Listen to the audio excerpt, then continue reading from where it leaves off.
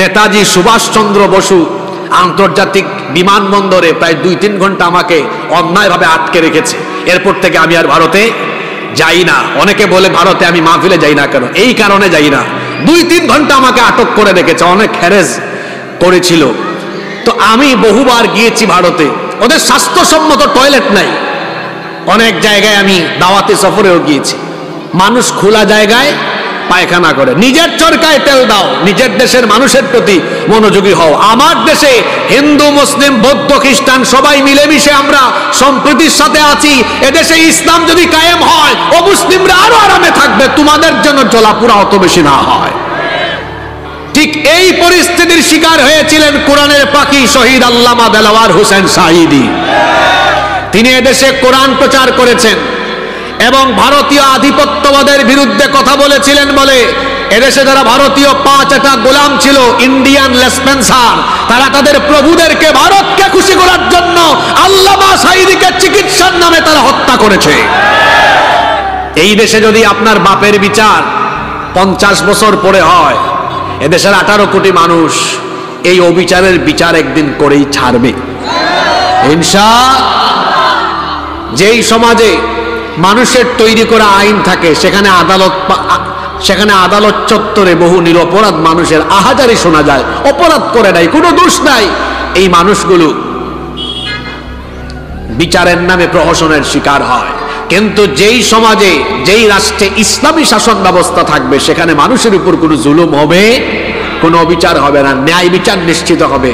তাহলে ন্যায় বিচার পাওয়ার জন্য, সুবিচারের জন্য এই দেশে ইসলামী শাসনের দরকার আছে না নাই? নাম্বার 4, কেন ইসলামী শাসনের দরকার? ইসলামী শাসন ব্যবস্থা থাকলে পরে প্রতিটি মানুষ তার অধিকার পাবে, নারী তার অধিকার পাবে। আমার দেশে নারীরা সম্পদ থেকে বঞ্চিত, আমার দেশের মা বোনেরা তারা বিভিন্ন সেক্টরে লাঞ্ছিত, অধিকার হারা, অধিকার বঞ্চিত। ইসলামী শাসন ব্যবস্থা প্রতিষ্ঠিত হলে নারী তার অধিকার পাবে, যুবক তার অধিকার পাবে, শ্রমিকেরা আজ অধিকার বঞ্চিত, শ্রমিকেরা তাদের ন্যায্য পাওনা পায় না। ইসলাম প্রতিষ্ঠা হলে পরে শ্রমিক তার পাওনা পাবে। এভাবে করে প্রতিটি মানুষ, এমনকি প্রত্যেকটি ধর্মের মানুষ নিরাপদে থাকবে। অনেক সময় এদেশে যারা অমুসলিম আছে তাদেরকে উস্কে দেওয়ার অপচেষ্টা করা হয়, বলা হয় এই বাংলাদেশে যদি কোনো কালে কোনো সময়ে যদি ইসলাম কায়েম হয়ে যায় তাহলে তো অমুসলিমদের বিপদ আছে। আচ্ছা, মার চেয়ে মাসের দরদ বেশি, তো কি বিপদ আছে? এরা তো তোমাদের ঘর বাড়ি জ্বালায়া তারপর তোমাদের উপর জুলুম নির্যাতন করে শেষ করে ফেলবে। বলেন তো, উগ্রবাদ, চরমপন্থা আর অমানবিক কাজের শিক্ষাকে ইসলাম আমাদেরকে দেয়? যদি এখানে আশেপাশে কোনো অমুসলিম ভাই বোনেরা থাকেন বা পরবর্তীতে ইন্টারনেটে যারা আমাদের এই বক্তব্য শুনবেন, আমি সকল অমুসলিম ভাই বোনদেরকে বলছি, মায়ের কোলে শিশু যেমন নিরাপদ, ইসলামী রাষ্ট্রে অমুসলিমরাও তেমন নিরাপদ। ইসলাম কায়েম হলে আপনারা এখনকার চেয়ে আরো ভালো থাকবেন, কারণ এখন আপনাদেরকে নিয়ে অনেকে রাজনীতি করে, আবার রাজনীতির বলির পাঠাও আপনাদেরকে বানায়। কিন্তু ইসলাম কায়েম হলে পরে আপনাদেরকে নিয়ে কেউ রাজনীতি করার সুযোগ পাবে না। আপনাদের ন্যায্য পাওনা, ন্যায্য অধিকার প্রতিষ্ঠা করা হবে। কারণ আমার ইসলাম এত সুন্দর, অমুসলিমদের প্রতি অবিচার করতে এবং তাদের উপরে জুলুম করতে নিষেধ যিনি করেছেন, জোরে বলেন তিনি কে? রব্বুল আলামিন কোরআনে কারীমের 60 নম্বর সূরা সূরাতুল মুমতাহিনা এর 8 নম্বর আয়াতে বলছেন, লা ইয়ানহাকুমুল্লাহু আনিল্লাযীনা লাম ইউকাতিলুকুম ফিদ্দীনি ওয়া লাম ইউখরিজুকুম মিন দিয়ারিকুম আন তাবাররুহুম ওয়া তুকসিতু ইলাইহিম ইন্নাল্লাহা ইউহিব্বুল মুকসিতিন। আল্লাহ তাআলা বলছেন, যারা তোমাদের সাথে দ্বীনের ব্যাপারে যুদ্ধে জড়ায়নি এবং যারা তোমাদেরকে ঘর বাড়ি থেকে বিতাড়িত করেনি, সেই সকল মুসলিমদের সাথে সদাচার করতে আল্লাহ তোমাদেরকে নিষেধ করছেন না, বরং আল্লাহ বলছেন তাদের প্রতি সদাচার করো, ইনসাফপূর্ণ আচরণ করো এবং তাদের উপর অবিচার করো না। আমার ইসলাম কত সুন্দর! হিন্দু, বৌদ্ধ, খ্রিস্টান ভাইয়েরা আমার আল্লাহর কথাগুলো শোনেন। আল্লাহ কত সুন্দর করে বলছেন, তোমাদের রাষ্ট্রে বসবাসরত অমুসলিমদের প্রতি অবিচার করো না, তাদের উপর জুলুম করো না। এমনকি আল্লাহ অন্য আয়াতে বলছেন, ওয়ালা তাসুব্বুল্লাযীনা ইয়াদউনা মিন দুনিল্লাহি ফায়াসুব্বুল্লাহা আদুওয়াম বিগাইরি ইলমিন ওয়া ইলমিন কাযালিকা যায়্যানা লিকুল্লি উম্মাতিন আমালুহুম সুম্মা ইলা রাব্বিহিম মারজিউহুম ফায়ুনাব্বিউহুম বিমা কানু ইয়ামালুন। অমুসলিমরা এই আয়াতগুলো শুনবেন। আমরা মুসলমানরা হিংস্র নই, জঙ্গি নই, আমরা উগ্রবাদী নই। আমার আল্লাহ আমাদেরকে শিখিয়েছেন অমুসলিমদের উপাস্যকে তোমরা গালি দিও না, কারণ তোমরা যদি তাদের উপাস্যকে গালি দাও অজ্ঞতাবশত তারাও তোমাদের আল্লাহকে গালি দিয়ে বসবে। সুবহানাল্লাহ। এত সুন্দর শিক্ষা ইসলামের ভেতরে রয়েছে। এমনকি অমুসলিমদের উপাসনালয়েও হামলা চালাতে নিষেধ করা হয়েছে। আল্লাহর নবী যখন সাহাবীদেরকে কোনো যুদ্ধে পাঠাতেন তখন তিনি বিশেষভাবে সাহাবীদেরকে বলতেন, নারীদের উপরে, শিশুদের উপরে, বয়স্কদের গায়ে হাত তোলো না, এমনকি উপাসনালয়ে তোমরা হামলা চালাও না। আল্লাহর নবী নিষেধ করে দিয়েছেন অমুসলিমদের উপাসনালয়ে হামলা করো না। আল্লাহ নিষেধ করে দিয়েছেন অমুসলিমদের উপাস্যকে গালি দিও না। আল্লাহ নিষেধ করেছেন অমুসলিমদের সাথে বেইনসাফপূর্ণ আচরণ করো না। এই জন্য বলেছি, ইসলাম যদি কায়েম হয়, এই দেশে যদি কোরআনের আইন প্রতিষ্ঠা হয়, মায়ের কোলে শিশু যেমন নিরাপদ থাকে, 56,000 বর্গ মাইলে সকল অমুসলিমরা আমাদের কাছে নিরাপদ থাকবে। বুঝতেছেন কথা আমার? এখন অবস্থা এমন হয়ে গিয়েছে, ওই যে বললাম মার চেয়ে মাসির দরদ বেশি। আমাদের দেশে অমুসলিম যারা আছেন তাদের প্রতি আমরা কতটা আন্তরিক। এই দেশে আমরা সবাই মিলেমিশে একসাথে বসবাস করেছি, করছি, করব ইনশাআল্লাহ। কিন্তু পাশের দেশ থেকে আমাদের দেশকে অস্থিতিশীল করবার জন্য বিভিন্ন ধরনের পরিস্থিতি সৃষ্টি করার অপচেষ্টা করা হয়। আপনারা জানেন সর্বশেষ ইসকনের মাধ্যমে চিন্ময় কুমার প্রভু, এদের মাধ্যমে বাংলাদেশকে অস্থিতিশীল করবার অপচেষ্টা করা হয়েছে। সেই 5ই আগস্ট থেকে তাদের মিডিয়াগুলোতে প্রচার করা হয়েছে যে বাংলাদেশে নাকি হিন্দুদের ঘর বাড়ি জ্বালিয়ে পুড়িয়ে ছাই করে দেওয়া হচ্ছে।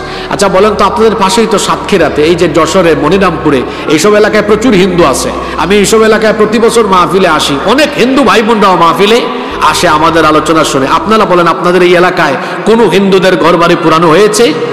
সামনে পুরানো হবে? কোনোদিনও না। ইসলাম আমাদেরকে এই শিক্ষা দেয় না।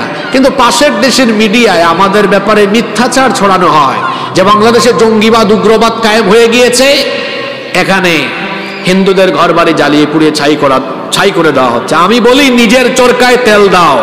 আমাদেরকে জঙ্গি বলার আগে আয়নায় নিজের চেহারা দেখো। আমরা জঙ্গি নই, বরং পৃথিবীর ইতিহাসের কুখ্যাত জঙ্গি হলে তোমরা। তোমরা কি কি জঙ্গিবাদী কাজ করেছো সব রেকর্ড আমাদের কাছে আছে। বাংলাদেশে তো আমরা কোনো মন্দির দখল করে মসজিদ কোনোদিন বানাইনি, সামনে বানাবো না। কিন্তু তোমরা এমন উগ্রবাদী জঙ্গি, তোমরা এমন কালপ্রিট, এমন সন্ত্রাসী, তোমরা আমাদের শত শত বছরের ঐতিহ্য বাবরি মসজিদ দখল করে রাম মন্দির বানিয়ে গোটা দুনিয়ার 200 কোটি মুসলমানদের গোটা দুনিয়ার 200 কোটি মুসলমানদের কলিজায় আগুন লাগিয়ে দিয়েছো। জঙ্গিবাদী আমরা না? আমাদেরকে এই কথা বলার আগে আয়নায় নিজের চেহারা দেখো। হায়দ্রাবাদে, সিকিমে, গুজরাটে, কাশ্মীরে তোমরা কি করেছো পৃথিবীর মানুষ জানে এগুলো। কাশ্মীরে তোমরা আমাদের মুসলমান ভাই বোনদেরকে পিটাও আর আমাদেরকে সাম্প্রদায়িক সম্প্রীতির সবক দাও। এই বাংলাদেশে সাম্প্রদায়িক সম্প্রীতি ছিল, আছে, থাকবে। আমরা তোমাদের মতো উগ্রবাদী নই, তোমাদের মতো জঙ্গি নই, সন্ত্রাস নই। মুসলমান কখনো জঙ্গি হয় না।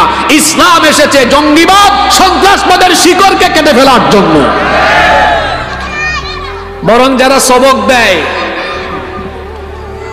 তাদের ইতিহাস আমাদের জানা আছে গো। আরএসএস এর গুন্ডা, গুজরাটের কসাই নরেন্দ্র মোদী গুজরাটে কি করেছে আমাদের জানা আছে। তারই হুকুমে কাশ্মীরে কি হয় আমাদের জানা আছে।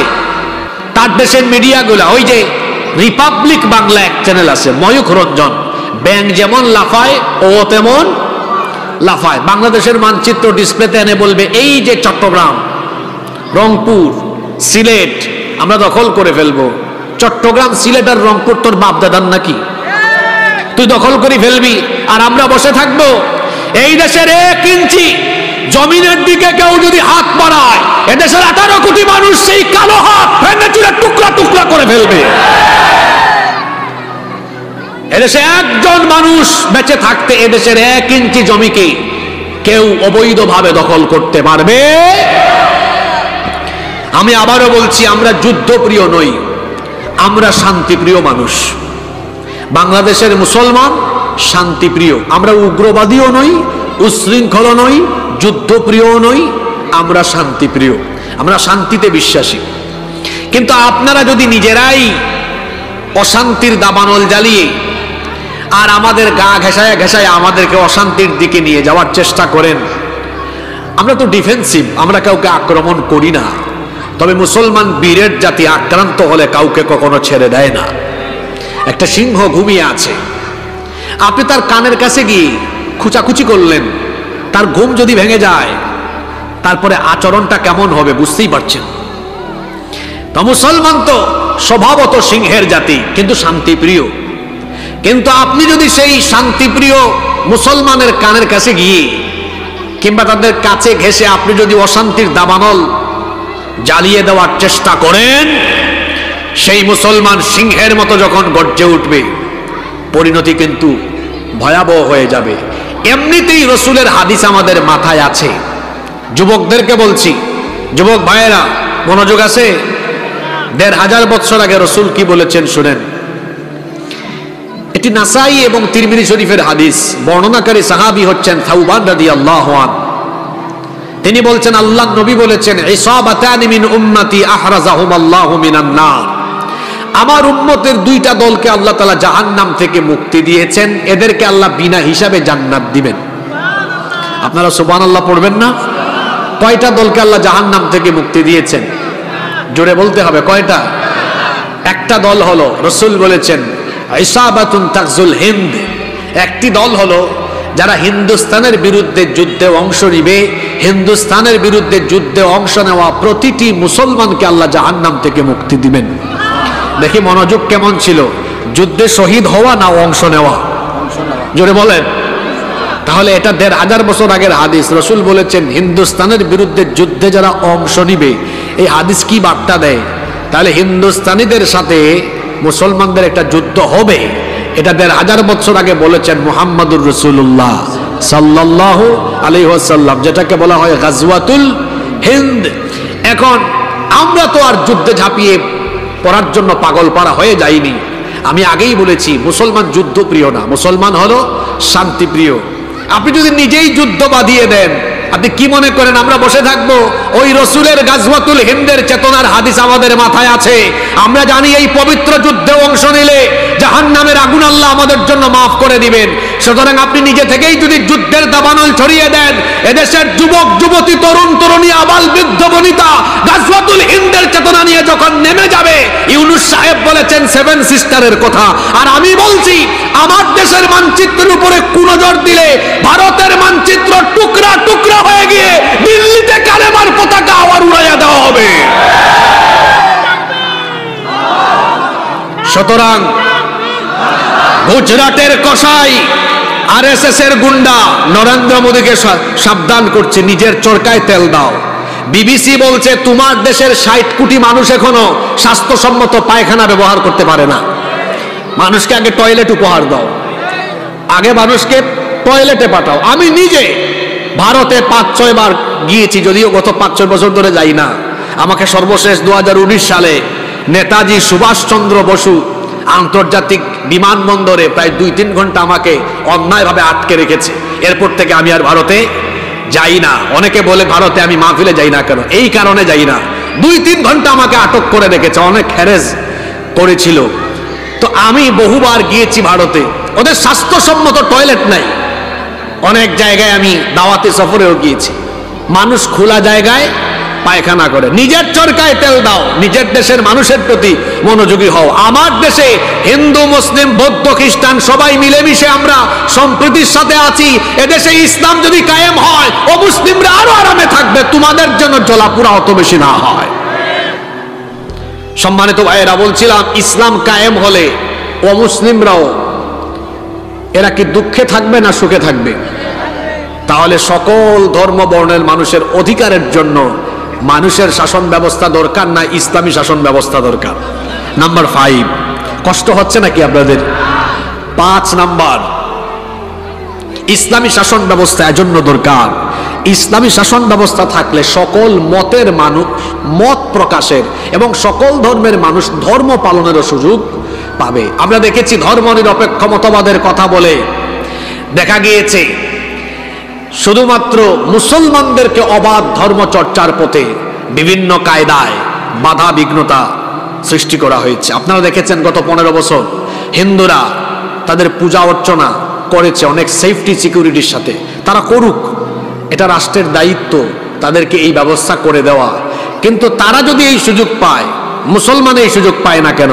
আপনারা দেখেছেন এক একটা মাহফিলের আয়োজন করতে গিয়ে মানুষ কত বাধার সম্মুখীন হয়েছে, এমনকি মাহফিলের আয়োজক হয়েছে এই অপরাধে অন্যায়ভাবে জেলে বন্দী করেও রাখা হয়েছে। এরকম হয় নাই? তাহলে এইটা কি মত এবং অবাধ ধর্ম পালনের সুযোগ দেওয়া হলো?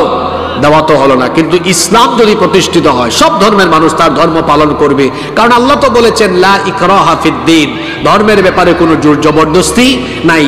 লাকুম দীনুকুম ওয়ালিয়া দিন। যদিও আমাদের দেশে ধর্ম নিরপেক্ষ মতবাদীরা এই আয়াতের অপব্যাখ্যা করেছে। আমার দেশের এক রাবেয়া বসরি ছিলেন, তিনি একবার বলেছিলেন যে বুখারী শরীফে আছে লাকুম দীনুকুম ওয়ালিয়া দিন। এটা কি বুখারী শরীফে? জোরে বলেন, এটা কি বুখারী শরীফে? এটা কোথায়? এটা কোরআনে আছে, লাকুম দীনুকুম ওয়ালিয়া দিন। এই রাবেয়া বসরি আর আরেক আব্দুল কাদের জিলানী পেয়েছিলাম ওই নারায়ণগঞ্জে কুতুব। ও বলেছে 70 রাকাত তাহাজ্জুদ রাতের বেলা পড়ে, তার নাম দিয়েছে আব্দুল কাদের জিলানী আমি। আর এদিকে পাইছি আরেক রাবেয়া বসরি, উনি বলেছেন আমি সকালবেলা ঘুম থেকে উঠে সবার আগে জায়নামাজ খুঁজি। তো এই রাবেয়া বসরি জায়নামাজ খুঁজেন, ওইদিকে আব্দুল কাদের জিলানী রাতের বেলা তাহাজ্জুদে দাঁড়ায় থাকে, আর সারাদিন আলেম উলামা ধরে জেলখানায় ভরে রাখে, আর তরুণ যুবক ছাত্রদের গায়ে তাদের বুকে গুলি করার জন্য তারা পুলিশকে আদেশ করে। এই ছিল তাদের চরিত্র। সম্মানিত ভাইয়েরা, ইসলাম যদি কায়েম হয়, লাকুম দীনুকুম ওয়ালিয়া দিন, তোমার ধর্ম তোমার, আমার দিন আমার, যে যার ধর্ম পালন করবে। বলা হয় ধর্ম যার যার উৎসব নাকি সবার, এটা একটা কুফরি কথা। ধর্ম যার উৎসবও তার। যদি ইসলামী শাসন ব্যবস্থা প্রতিষ্ঠিত হয় সকল ধর্মের মানুষ তার উৎসব নিরাপদে নির্বিঘ্নে সেফটি সিকিউরিটির সাথে পালন করবে, কাউকে কোনো বাধা দেওয়া হবে না।